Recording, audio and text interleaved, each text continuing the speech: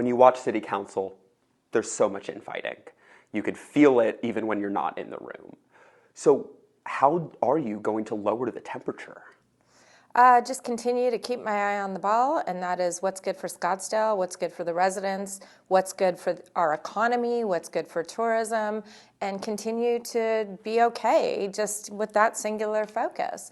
To the extent possible, I am working with other council members, and I'd like to see that furthered. I'd like to see that atmosphere improved, and I don't necessarily agree with you that you can tell from watching what's going on on the dais and at city council meetings, but there's certainly that undercurrent, and I don't think it benefits anybody. And so ideally, there's going to be a shift, and to a certain extent, I feel like there has been, toward really working together and rowing the boat in the same direction. And even when we disagree, because look, nobody votes for a candidate for office and expects they're going to agree with everything they do and say for their entire term. We don't get elected with others. First of all, it's not our choice, it's the voters' choice. But it would be unrealistic to expect that every individual member of a 7-person council is going to agree all the time. But being respectful and acknowledging that we might disagree, and we're okay with that. I mean, I'm completely okay if people disagree with me. I mean, I've been the lone vote on many different issues right now, but I have conviction about my agenda, and that's what got me elected as mayor of Scottsdale. I'm accountable for that agenda and to the voters that voted for me. And so I don't mind being on the losing end of some decisions, and that's okay. We don't have to be, on the attack. I mean, the drama is definitely always interesting, but at the heart of it is, you mentioned there's a sliver that we're seeing kind of forward-facing, a disagreement about protocol, snappy remarks back during public comment. Mm-hmm. However, is this impeding your ability behind the scenes to get stuff done for the people who elected you? At times. I mean, unequivocally, at times, many times. But that's okay. I'm forging ahead, and I have very specific goals for our city based on the agenda that got me elected into this office, and I take them very seriously. So, people watch and they pay attention, and notwithstanding the anonymous bloggers who want to just create, again, hysteria and falsify information, I think, I know the voters are smart enough to see through it, and they'll, they get it, so. Just a couple more on kind of culture and vibes, for lack of a better word, which is, it also feels like there's kind of like cliques on Scottsdale City Council that have come apparent, and voters talk about it pretty openly. And it's surprising from the outside because this was a wave election for Scottsdale. Mm-hmm. You got pretty much more or less a whole new slate, granted a couple of people. Similar political backgrounds. Completely. And yet here we are, when you guys were elected on similar platforms too, when it comes Very. And philosophically, there's a hair's difference between, me and at least three of my colleagues. Is it three? Three of my colleagues. And, so that's the puzzling part. What's the point? What's happening? What's the what point? I'm wondering. How is this happening? Well, people are people, and they have their own agendas, and I can't answer for anybody else but myself.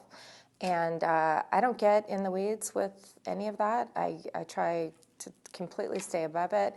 People tell me what's being said, and I don't want to hear it because all it can do is take my eye off the ball of the business of City Hall. And I refuse to do that.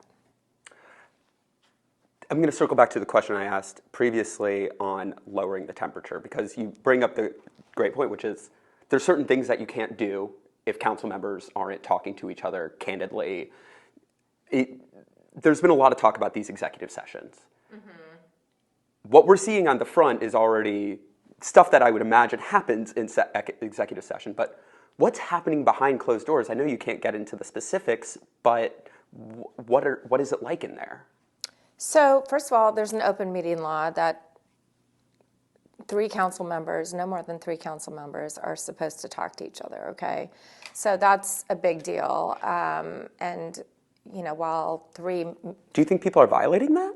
I have no idea. I'm not in on those conversations. I would refuse to be in on those conversations. But executive sessions, you can count on me to not go into an executive session without it specifically, the content or the topic discussion being strictly tied to the criteria of the state statute.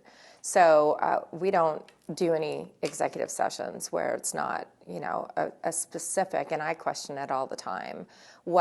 Tell me where in the four prongs of the open meeting law that provides for executive sessions, where is this going to fall in? So, that has historically been a big issue in Scottsdale. I can tell you on my watch it's not, because I won't participate in it. So I don't know if that's what you were getting at, but in terms of, I think what you're getting at is, how do you move the ball forward if there's division? And, that's always a tough issue in any political climate. And, while it's not as dramatic generally as it has been in Scottsdale, it exists across all facets of political bodies.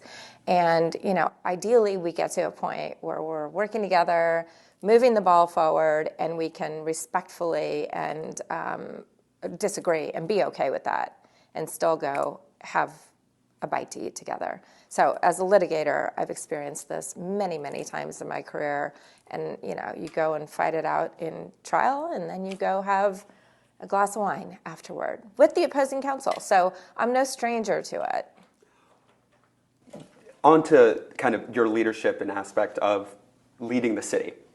There's also been concerns about staffing cuts. There's been 3 different city managers that you have had under your 10 months. First of all, what is your relationship right now with the current city manager? And then what are the concerns that you have about the city of Scottsdale as a business with employees? So to be clear, there haven't been 3 city managers. The one, that was outgoing was the acting city manager. He left before the first council meeting, first day of, right after our inauguration. So, and then the current city manager was the acting city manager, and now he's the permanent city manager. So on my watch, there's essentially been 1 city manager, acting then to permanent. So that's who we're working with right now. And, we're still getting to know each other, I would say. What is your impression about how he is leading the city of Scottsdale as an institution? So the council is actually, we're the policy advisors, the majority, just to be clear, not any one of us in particular.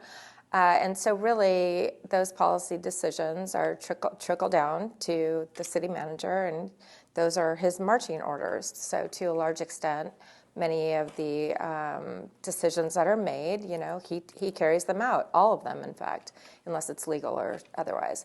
But, it's all a learning curve. He's been here 10 months in this position. I've been here 10 months, and I just continue to look forward to working with him closer.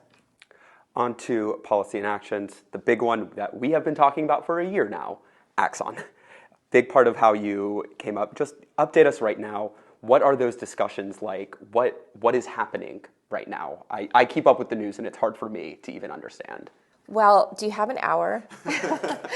So it's tough to put that situation, and I know I've been on record a number of times with not sound bites, but they turn into sound bites after I talk about them. But it's a complicated issue. It's really, really a complicated issue. What do we do about it? So what do we do about it?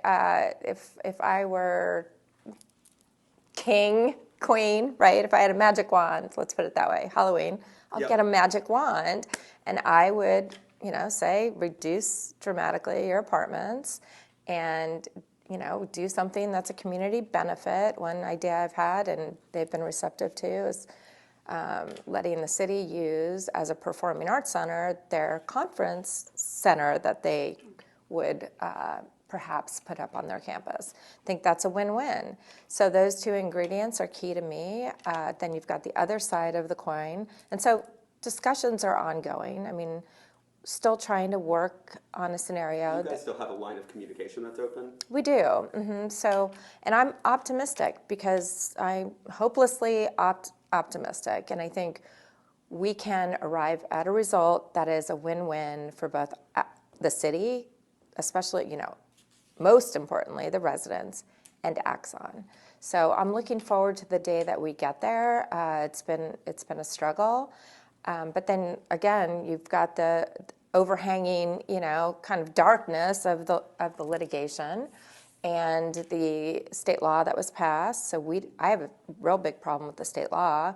I separate Axon and their project and the state law because with or without Axon, an agreement coming together, state law should still be challenged. We're in this increasingly hostile environment where the state legislature is completely overreaching, trying to effectively depriving the municipalities of oversight over zoning decisions. And that's like what municipality government does. Public safety and planning the community. So do you sue the state? Well, we're already involved in the litigation on the state. I'm sure you know that. We're defendants because the opposition group, referendum group, sued. So are we going to countersue under the theory that we have standing for? I expect we will. So countersue Taze or countersue the state. The state. Yeah. Do a counterclaim against the state for an issue. And again, it's a complicated issue, right? So without getting in the weeds, we have a claim that the opposition group does not have and vice versa. So we would do a counterclaim against the state for unconstitutional legislation. Got it. For the voter and the person who's looking at that empty plot of land, what's that gonna look like in a year? Ideally, they'll be breaking ground, and we will have come to an agreement, a compromise, a serious compromise, because that's when both parties give, and no one's really happy, except for it's a better result than it could have been, right? Can you deal with those 1,900 apartments? No, and I don't think that's going to be the end result, unless, we all walk away from the table mad, and it could very well be the end result. I don't think that's good for our residents, our city. I don't think it's good for Axon. That's all not a good result. The other topic that has been taken is a parking garage. Oh, good. I'm so glad you brought this up. Say more. Why are you glad I brought it up? Oh, well, I feel strongly about it. I do. But, let's just have a little icing on the cake. Not me, the majority of council just approved $2 million to put sustainable solar panels over 61 spaces in the parking lot you just parked at. $2 million, right? So if we're going to do a $2 million improvement, why don't we improve this parking lot to accommodate 200 spaces that will alleviate the need to do a 3-story concrete parking garage in our historic district and close down traffic for a year or more. So honestly, I'm just shocked. I'm shocked that no one gets this. So parking garage, it's still a big issue for me. I hope somehow we see the light and we come around and think we can do better for improving. And again, this was one of my campaign promises, revitalizing, reinvigorating Old Town, not with concrete parking garages. There's so much more that, beneficial uses that could be higher and better uses for that property.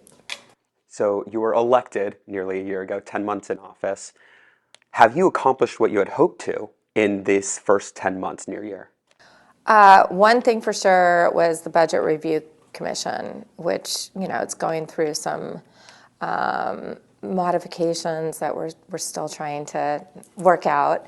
Ideally, that will be a huge success. I mean, they had a very limited run last time because it was so late in the game. The budget was essentially just, on a plate, ready for them to take a bite of. Can you tell us why anyone watching this at home should be like, oh yes, what a great win for the mayor budget commission? That might not resonate with them. What is the take home for them of that effort? Again, resident involvement. So getting 7, financially minded or audit, maybe not audit, but very strong financial background, people that scrutinize, CEO types, CFO types that scrutinize corporate spending, right? Corporate books. It's just great to and also processes.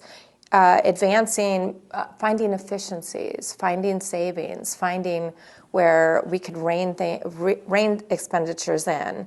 I think that having 7 individuals that are residents of this community, business owners in this community perhaps, with a second set of eyes as an oversight committee, that's just a really healthy thing for me. And having been on council previously when this commission was in place, it was so effective. It was really, really effective. So if we give them the chance to really dig in and do their thing, I think we're going to see amazing results this time around. Is this job what you thought it would be? I love it. I was on council, so I knew what to expect. I'm fascinated by the diversity of the issues that we are confronting every single day as elected officials and policymakers. So it is completely. And just kind of as we're wrapping up, I know you visited the White House recently. Oh, yeah. What came out of that? What was your meeting like with the Trump administration? It was great. I was very impressed with what they're doing, which direction they're going. Super smart move to go all the way down to the baseline, municipal governance. And unless there are support to the extent, we have an appetite for the administration's agenda, I think it's really a great recipe, and I was very impressed. I wasn't sure what to expect. I was one of 25 mayors from around the country invited, and I was honored to have that invitation and go. We met with department heads, so interesting, and we're going to have a lot of follow-up on that, and I think we're going to be able to participate in several programs that they've got in the works. Those were all the main questions I had. Is there anything else that you want to get out there that I didn't ask? Jeez, I don't know. Let me think. What else? There's lots of good stuff. Westworld. Tell me about Westworld. You didn't ask about that. Westworld. I'm really, passionate about Westworld. It's really what our community was built on, the equestrian, historic cowboy lifestyle of Scottsdale, Arizona.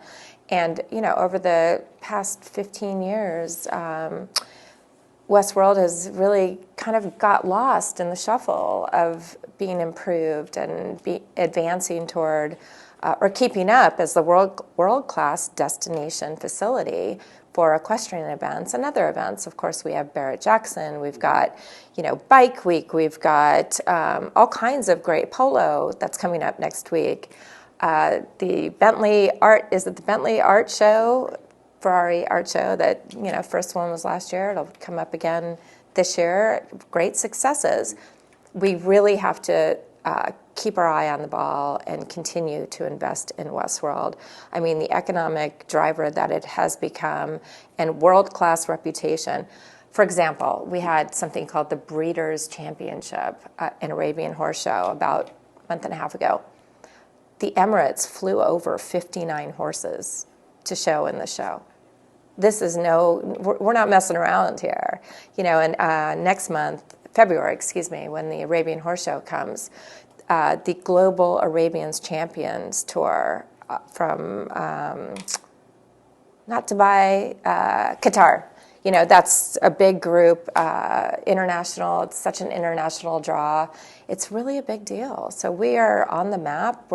We continue to grow in so many different areas, luxury, all kinds of. We top marks, we're number one in all these areas of luxury travel, places to move for people that, within a certain echelon of wealth. And, while we have so much diversity with our citizen profile, right? Mm-hmm. These are great things to be proud of. And so we got to keep moving the ball forward. Every politician hates this question. How would you grade what's coming up to be your first year in office? It's going to be an A+. Checking the boxes. Thank you so much, Madam Mayor. Of course. It's my pleasure.